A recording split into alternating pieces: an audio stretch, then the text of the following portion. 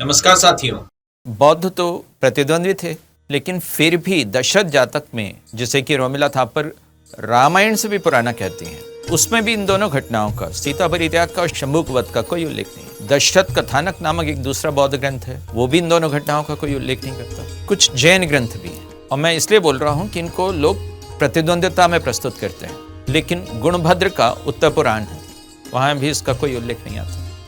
नागराज का पुण्य श्रवण कथासार है, वहां भी इस घटना का कोई उल्लेख नहीं, इन दोनों घटनाओं का कोई उल्लेख नहीं। कृष्णदास का पुण्य चंद्रोदय पुराण है, वो भी इस बारे में शांत है। कन्नड़ में चामुंडा राय का त्रिशस्त्री शलाका पुरुष पुराण है, वो भी इन दोनों घटनाओं का कोई उल्लेख नहीं करता। बंधु वर्मा ने जीवन संबोधन नामक ग्रंथ रचा, राम कथा दी, इन दोनों घटनाओं का कोई उल्लेख नहीं किया। आंतरिक प्रमाण से भी उत्तरकांड की घटनाएं जो हैं आश्वस्त नहीं करती।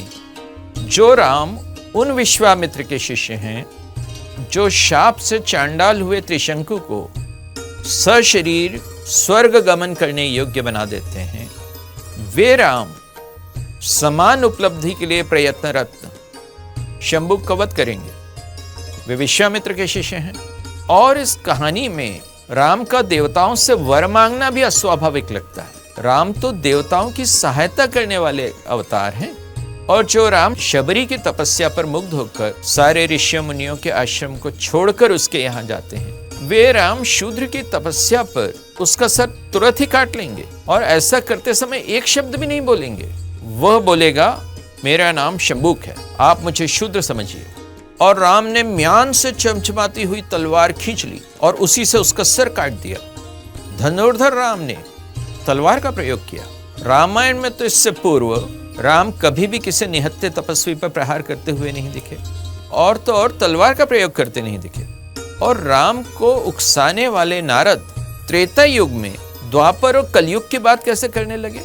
और राम जैसा व्यक्ति जिसने अयोध्या कांड के 100वें सर्ग में ये कहा हो कि निरपराध होने पर भी जिन्हें मिथ्या दोष लगाकर दंड दिया जाता है, उन मनुष्यों की आंखों से जो आंसू गिरते हैं, वे पक्षपात पूर्ण व्यवहार करने वाले राजा के पुत्र और पशुओं का नाश कर डालते हैं।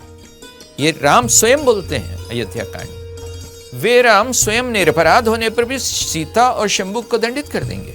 जो राम वाल्मीकि के यहाँ भी निषाद गुह का अपनी गोल गोल भुजाओं से आलिंगन करते हैं, वे सहसा इतने असहिष्णु हो जाएंगे और उसका कोई कारण भी नहीं बताया जाएगा। जो राम उत्तरकांड के पहले सबके साथ विनय बताते हुए तर्क करते हैं, चाहे वे उनके पिता हों, लक्ष्मण हों या जाबाली हों, वे ही राम उत्तरकांड में एकदम अनुयायी किस्म के कैसे हो गए, एकदम व्यक्तित्वहीन और एकदम तर्कहीन कैसे हो गए। उस समय जबकि राम के जीवन की सारी बड़ी चुनौतियां मिट गई हों, राम ने उस समय अपनी प्रज्ञा और विवेक को किसी भद्र नामक सखा को या किसी ब्राह्मण को अंतरित कैसे कर दिया?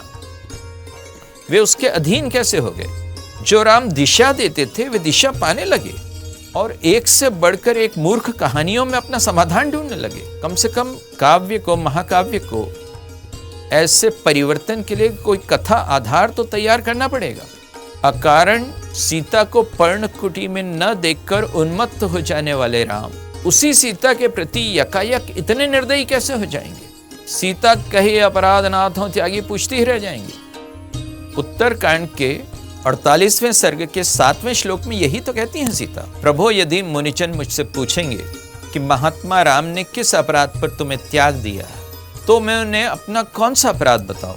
यह उत्तरकांड ये भी बताता है कि जिस रात को शत्रुघ्न ने वाल्मीकि की पर्णशाला में प्रवेश किया था, उसी रात को सीता ने 2 पुत्रों को जन्म दिया था, और शत्रुघ्न को सीता के 2 पुत्र होने का पता भी लग गया था। फिर भी शत्रुघ्न में यह बात राम को बताने की उत्सुकता तो छोड़िए, बताने या ना बताने का संकोच या संभ्रम भी नहीं दिखाया गया।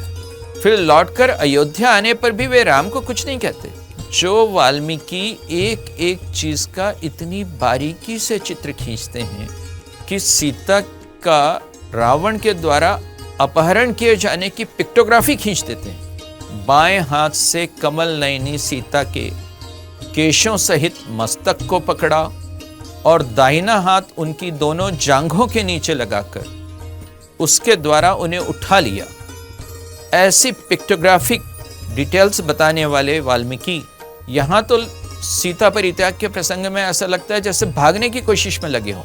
ये वाल्मीकि की शैली ही नहीं है। वाल्मीकि तो किसी भी बड़ी गतिविधि के पूर्व इतने तर्क वितर्क और इतने अंतर्द्वंद्व दिखाते हैं, और यहाँ सब कुछ गायब है। सुंदरकांड के 12वें और 13वें सर्ग में सीता के मरण की आशंका से हनुमान के शिथिल होने का वृत्तांत देखिए, 2 सर्गों में बताया। या 55वें सर्ग में सीता जी के लिए हनुमान की चिंता देखिए।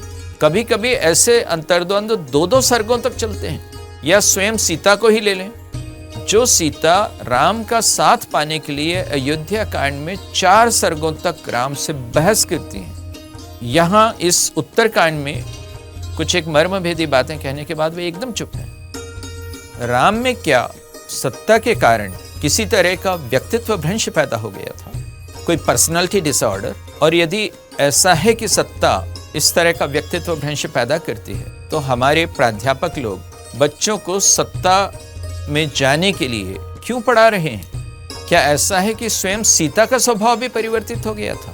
अब न अत्याचार करने वाले और न अत्याचार सहने वाले, दोनों में से किसी के मन में कोई प्रश्न ही उपस्थित नहीं होते। क्या वाल्मीकि जैसा कवि इन 2 दारुण घटनाओं के पीछे छिपी काव्यात्मक संभावनाओं को छोड़ सकता था?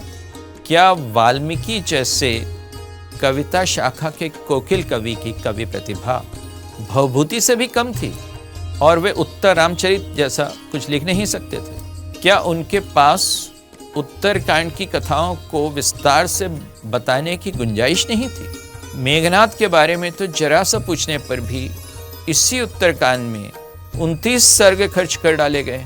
यदि मैथ्यू आर्नल्ड का नायक जो है ये बोलता है कि स्टाइल इज द मैन, तो वो निश्चित ही वाल्मीकि नहीं है, क्योंकि वाल्मीकि की ये शैली ही नहीं है। जिस तरह की असंबद्ध श्रृंखलाएं उत्तरकांड में देखने को मिलती हैं, वैसी मिसकंसीव्ड लिंक्स किष्किंधा कांड, अरण्य कांड या सुंदरकांड में देखने को क्यों नहीं मिलती? जिस तरह से यहाँ कथ्य और कथा के बीच की उलझने हैं, incongruities between the explanation and the matter to be explained, उनके बीच में जो असंगतियां हैं, वैसे पूर्व के कांडों में क्यों नहीं है? इन आंतरिक प्रमाणों से मुझे लगता है कि शंभुक का वध और सीता का परित्याग, ये दोनों ही प्रसंग ऐसे हैं जिन पर वाल्मीकि का हस्ताक्षर नहीं है, जब तक कि हम ये न मान लें कि उत्तरकांड में वाल्मीकि ने अपनी शैली ही बदल दी थी। लेकिन क्यों, इसका भी उत्तर मिलना चाहिए। ऑड्रे हेपबर्न के शब्द हैं, Why change? Everyone has his own style. When you have found it, you should stick to it. तो वाल्मीकि ने अपनी शैली परिवर्तित करने का निर्णय क्यों लिया होगा? कवि की शैली उसके व्यक्तित्व का प्रतिबिंब होती है। इसलिए कोको चैनल का कहना है कि फैशन चेंजेस, स्टाइल एंड्योर्स।